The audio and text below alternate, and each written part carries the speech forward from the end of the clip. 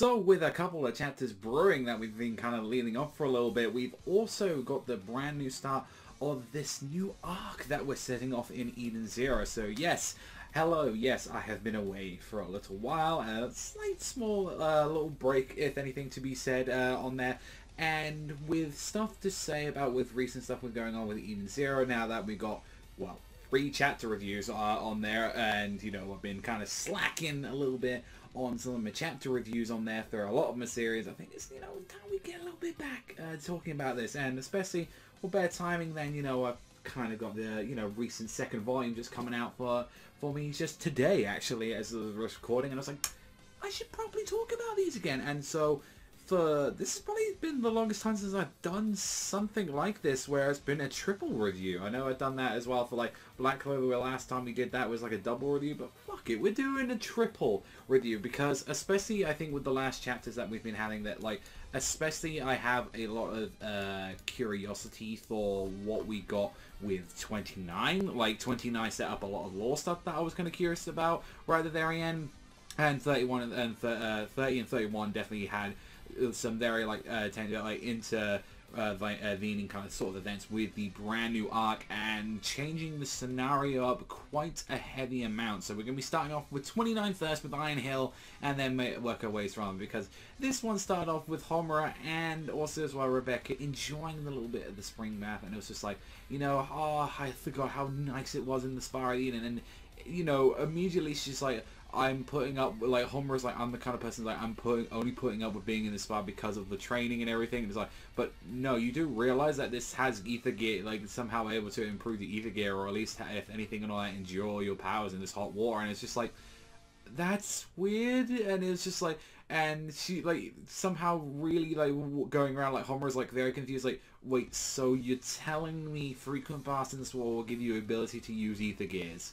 Yep. And it's like, oh, this is some sort of training on there, and it's just like, no, what's going on there? And like, they're kind of talking about, wait, so what the hell is your power and all that? And you're just like, I don't know, something like, well, I don't know, guns, I love, like, sort of that on there, so maybe something that'll help me hit my targets every time would be great. And like, we've already seen, at least anyway, with what she can do is like, with the ability, is like, we've already seen that she can make some sort of concentrated blast. It's just the fact of like, they're still kind of hitting, it's like, Rebecca hasn't fully, at least like, brought this power out, or doesn't even know how to fully use it yet. I mean, even so as well, like with Homura, seeing for the first time that she's able to use her pistols. Again, they're all doing this in a goddamn spa, and it's like all like kind of edgy stuff on there, and like Homura's there bringing out her blades, and it's like, oh, it'd be an honor to duel with you, and on there, and the two just like kind of like duking out a little bit.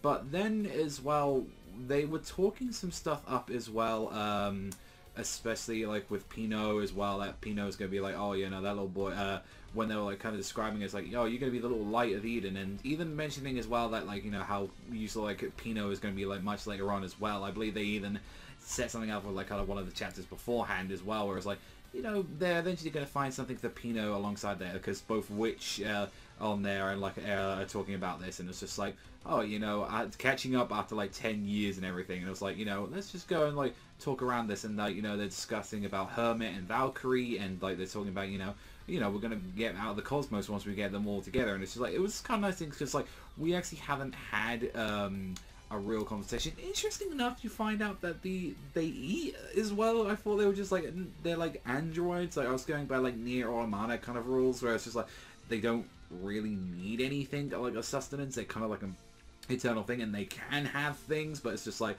I wonder if it's more just for like, they're just doing this because it's like a commodity and all that, like, is what we've seen of them. But it's just like, immediately it's like with how they even talked about it as well, you know, like when they were saying, you know, it's been like, you know, 10 years since they last saw them, and it's just like, and obviously that she stayed behind on there, and it was like, you know, I'm the shield of Eden, and it's my job to like protect it, and it's like, and she's like, in reality though, it was mainly because of like Lady Elsie that was doing most of everything. And like, they finally talk a little bit about her, where it's just like, only a little bit of tidbit of information about how they, and like, since we already know as well with like, oh yeah, that little brat, you know, like they're talking about that little girl that was attached to Ziggy, and it's just like, yeah, no, she's a full-on pirate now, she's turned into a fine young woman, and it's just like, look, we're going to get the whole team back together and all that, and it'll be all nice going on to them. And it's just like, it was a nice little moment on there. And like, even when like you see the repercussions of, or at least saying like kind of the benefits of what happened with Rebecca saving everyone, when like you got to see like, you know, all her people like come back on there, and it's like Clarice is calling her, and it's just like,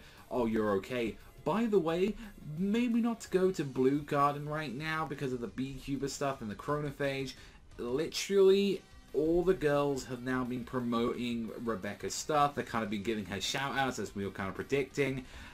And weirdly enough, they go and look at their channel and all that. It's just like, oh, by the way, our views have completely skyrocketed, Rebecca, but our ratings are really bad. Like, also as well, we're getting really bad. Like, they're pretty much the dislike bar is going all the way down for them on that, but they're mainly just getting people checking out on them, and it's like, oh yeah, they got literally shout-outs from the newscast and everything, so that was something. I was like, yeah, no, we're finally getting a little bit, they don't actually describe how many people she has anymore, like, at this point, but it's like, oh yeah, it's kind of working a little bit for the most part, like, and it's like, oh, by the way, just don't, maybe you should just wait for a little bit until the excitement calms down a little bit, Chris, and like, the girls are a bit in frenzy, and they're gonna have to have someone like you, like, you know, if they're like surprised and all that to have someone like you in our rings and all that, it's like, you know, we'll look forward to that over there. Then there was an interesting part about this in the Blue Gardens, like, lore to be said and all that. When they started talking about the heroes of the Dark Ages, the Heavenly Knights of the Dancing Sakura, the Guardians of Blue Garden, all of these ancient-looking, knight-looking dudes, and it's like, there is a Colossus of there was Colossus of Olgia. I'm actually getting the actual panels up to it, so I go there. Nicholas and Urukula, Archlake, and you just see apparently as well that there are 12 of these heroes and all that. We only get to see, I believe it's like 6 of them, like maybe like half of them going around, and it's like, what is going on? Or, you know, like, well, on there it's like this whole lot, and it's like these massive, cool looking, like, the best way to describe it is, if anyone's ever played Final Fantasy 14, is like they look like the Heavensward, like, kind of boss fight. If that really, I know that's pulling a thing, but they look like those kind of, that final primal from like from Heavensward, Final Fantasy 14. It kind of reminds me of that, like where you go against Fordin and his knights. That's kind of like what it looked like, the round table on there, like, and they all look, I'm not gonna lie, it was like the one thing I was like, oh, these look like really rad fucking designs, and I was like, I want to know about a little bit more about this, because, you know, we're getting actually building a little bit of lore here, and I was like, alright then, like, you're using the space stuff now to your, it's like, what actually happened? Why are they the dancing, you know, the Heavenly Knights of the Dancing Sakura? Like, you know, what we know of the Sakura Cosmos itself, it's like, I would love to know about these guys, and like, exactly how was it that they were able to get up there. I hope we get a little bit more of an explanation about that next, because it literally gets interrupted by Hermit, which we have already found, and it was like, wait, they immediately was talking about, it's just like, if anything on there, it's like, we were able to find Hermit immediately, and it's this little girl kind of thing. It was like, wait, so why, what's going on with Hermit? She's not reacting, what's going on? And that leads on to chapter 30, when we finally see this girl and they pull her out, and it's just like, apparently this is one of her favorite like places on there and all that. And it's like, we really enjoy this person. It was like, you know, she loves coming around here when we used to be sitting around, and it's like, apparently Hermit is in like some weird, like, comatose kind of state, like an abnormal sleeping condition that they just described it, and was just like, there's no sign of, like, you know, any damage to her or anything, and it's just like her mind or like her soul has been damaged, and apparently and all that, we need to bring it back, and by going to basically what is described and all that is that her freaking soul is in the planet Digitalis. And yes, like, immediately, like, she's like, well, we've got to save her, and like, you know, her soul is broken, you know, that's terrible, we need to do something about this. And it's just like, we're gonna go inside her and we're gonna fix up her soul, we need to go and fix this stuff, right? So Digitalis, a planet whose physical form cannot be grasped, is pretty much the MMO planet. Yes, that's why that's why we were mentioning goddamn Final Fantasy 14, because it is one of the servers of the MMO RPG Rogue Fantasia, which is this big ass just online game that people play, and it's like an NPC alternate programming, and basically it is just Sword Art Online. You can just play it in that way, and then they decide to get these dive rooms, which, by the way, if you notice immediately, is the same outfit that Hermit is wearing as well. That is like where like Shiki, I'm not too sure on the designs themselves, like on them, because they're just, all they are is just like showcasing so much goddamn skin on there, and it's like immediately even like Rebecca is the goddamn one that's actually mentioning. But interesting, Weiss, Pino, Happy, like Rebecca, Homer, like they're all going into like this whole little thingamajig that they've got going on. It's like basically just going into the nerve gear and just diving in, and then it's like, oh, let's go and set up our characters. And the chapter ends off weirdly where we get a old Raid Master reference, like where we see, which we find out later on because we see Rebecca's avatar, which is surprise, she's just a Mikote, she's just a cat girl, like coming out there. Happy's like pretty much the same. Then you see a Zeref looking motherfucker on like the freaking weird shaking rabbit thing from Raid Master, and then you find out that's Homura, and you're like, okay, so Homura is completely different, and like she's like, I picked this entire bio, and I'm like, oh, look at this freaking like whole little stupid little bio like OC stuff that you got going on. I was like, that's kind of cute. Then it brings us to our current chapter, which is 31. And then we actually get to see Xiao Mei again. You know, the weird narrator that we've been having for the series that has been kind of telling us a few things about, like, hinting stuff about what is going on, and it's just like, and it's a way to, again, to also do the recap for the series at the same time, and I feel like it is one way to also as well as like, hey, if people drop off from the manga, here's Xiao Mei to kind of do this. Like, I'm still weirded out by her appearance in this series. Like, she recaps, and, you know, we've got Witch, we've got Sister, you know, like on there, the one that is the healer, the one who's in charge of the ship, and then as well, we found, like, you know, the third shining star, which is Hermit, but her heart is damaged, and they go to Digitalis, but she always tried to be ominous at the very end. It's just like, oh, I wonder what kind of adventures waiting for them. Oh, one thing in advance though, you know, this story will be extremely sadistic. I'm truly sorry. And it's like, that's all we know really. There's nothing else really we can say on Xiao Mei at the moment, and it was just like, immediately with this kind of stuff on there, it's like, oh, okay. Then we get a girl come in and approach them, who is goddamn Tototumi, and is like, oh, it's Weiss. Weiss is a dark-tanned looking girl who is exposed, showcasing a lot of skin, and I'm like, okay, not gonna lie, that's my type.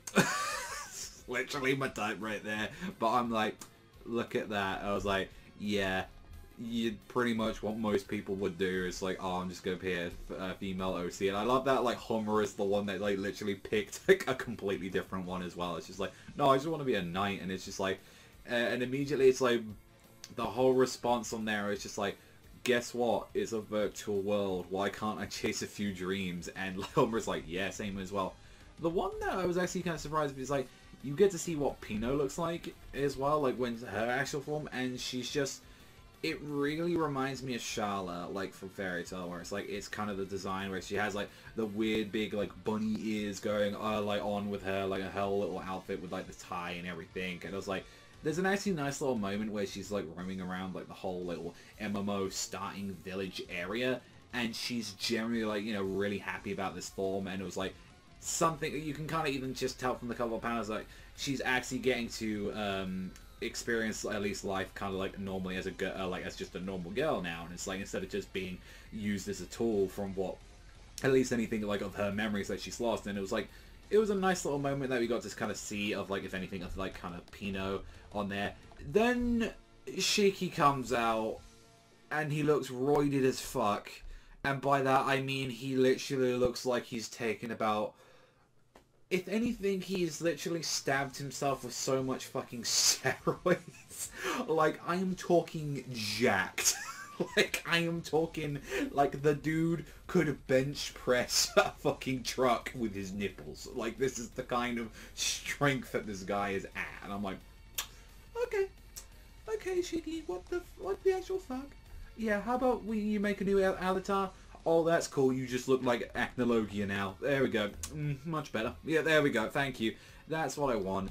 And now they finally get onto the whole thing with their heads-up display, and they talk about like the whole game and everything. And it's just like, look, we're gonna go to the inside of this and on that. It's like, we need to get some ground rules on here, like on there, and it's just like, we need to fix some stuff up and all that. It's like, we can use all our real world abilities on this planet too, but we should avoid basically rewriting any data and all that at all costs, because so basically they were just deciding that it's like Pino's EMP and also as well Weiss's like Machina Maker are against the rules because they can literally break the game and kind of make stuff around there, and it's just like, and just Weiss just literally goes, oh, so we're completely pointless from being here then. Nice to know. Bye. Like, he was like, I'm just now gonna leave and everything, but it's like, and immediately it's like, well, we're gonna go and save Hermit right over there. Like, let's go and see this. Like, and to be fair, like, you see this town, and it's like, from the last series that we saw, if anything, from him, and it's just like, well, you know, Magnolia-esque kind of like sort of area, and I was like, all right, there's like some cool little looking designs like on here and everything. It's like, all right, there's like a bunch of stuff. It, like, if anything, I say Magnolia, but it honestly really more reminds me of Rave. And I know obviously that with the references that they're going with, especially with this one, it's like, oh, this is the big ass Rave town that they're going for. And with what they're talking as well, when they actually go and confront an NPC, and it's just like, hey, dude, like, let's kind of talk about that. And when we talk to, and the town's like called, I think it's Greenery, like Grenade, where it's like, they talk about, like, you know, a lot of new players recently and all that, and it's just like, and they discuss about, you know, oh, you know, like, all you people that come from the outside world, you're called players and all that, and all the people that, you know, who lives on this planet and all that, that we're just called NPCs, like, but of course the NPCs do a lot more than the original had assigned us to do, and originally due to my programming, I could only say specific words, but when my happiness was locked when certain players unlocked certain goals, and I was able to get, say, different lines to them, so then it was like, and they were discussing where it's like, oh, you know, have you seen this person and all that goes by the name of Hermit? And it's like, look, just ask around, you don't know, maybe you might be able to figure something out. Everyone does that. We get this nice scene as well. Like, freaking goddamn Weiss is like trying to pick up people using his floating off his body and everything. I'm like, god damn it, Weiss, like, you piece of shit. But then you get that really nice part of like Pino, like, she's actually getting to look around, and it was like seeing like this human form, and she actually was like really charmed by that. And it's just like, and they said, look, the only thing that we found so far about her is that she might have been seen uptown, like north of the town and all that. That's all we've got to go on right now. And it's just like, immediately it's like, right, well, we'll just head north tomorrow then. That seems like we kind of burnt a lot of daylight, so it's all we can really do right now. And it's like, we're going to sleep, and it's like, we're not going to log out. And it's like, well, we might as well just sleep here. Like, it's going to be fine. Nothing going on there. And I love that, like, Weiss is immediately jumping on. It's like, oh, Rebecca, join me in the bath, won't you? And it's like, god damn, you freaking creep. Then the chapter ends with some... Okay, the best way to describe it is, like, some Hellraiser-looking edgelord on there who is like, oh, like, you know, you can't attack NPCs and everything and all that. Like, on there, it's like, but no, I can do it, though, because I'm special, like, and all that. I am the chosen player. Which the next chapter is called Murderer, like Jamalov, which I'm guessing this is what this dude is. Like, the dude literally is in full black leather and has a scythe. He's an edgelord. Like, there's no way. He literally could just little teeny tiny touches and of like on that, and like the edge is calling tonight. That's all that's happening there. So overall, the 3 chapters, like the mainly 30 and 31 setting up with Ozzy in the new arc, and also as well with 29 was kind of interesting with some of the stuff that was getting Ozzy about Rebecca's powers, also as well what's happening to her child. Like, I kind of really did enjoy doing a burst of these chapters. I think there was a lot going on with these ones, especially I think 30 and 31 went very nicely, neatly together. So we almost had like a month's worth of stuff to catch up with on Eden Zero. So it was a nice burst of reading for me, and I thoroughly did enjoy that. But I'm very curious to see what you guys think in the comment section down below. What do you think about these chapters and all that? And hopefully maybe next time and all that we'll be able to talk about these a little bit more consistently next time we go into Eden Zero. But that is all from me. Thank you as always for watching, and I'll see you guys though next time.